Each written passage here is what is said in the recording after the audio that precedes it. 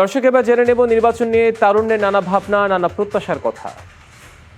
আমরা একবারও কিন্তু ভোট দিতে পারিনি, যারা তোমরা তরুণ ভোট হচ্ছে, যারা আমরা নতুন ভোট দিব। আচ্ছা, আমরা চাই এমন প্রার্থী যে হচ্ছে জনগণের সাথে মিশবে, জনগণের কাজ করতে পারবে, জনগণের প্রতিনিধি হতে পারবে। আমরা সিমন প্রার্থীকে চাচ্ছি, আমরা সেই সিমন প্রার্থীকে আমরা সংসদে চাই। ভোটার নিজের ইচ্ছে মতো পছন্দের প্রার্থীকে ভোট দিতে পারবে, ভয়মুক্ত একটা পরিবেশে নির্বাচন হবে। আমরা চাই ভোটের মধ্য দিয়ে যেন কালো টাকার প্রভাব না পড়ে, রাষ্ট্রযন্ত্রের যেন অপব্যবহার না হয়, সমান সুযোগের নির্বাচনটা যেন হয়। যে নির্বাচনে খুন খারাপি হবে না, যে নির্বাচনে মানুষের প্রাণে ভয় থাকবে না, এরকম একটা সুষ্ঠু নির্বাচন চাই।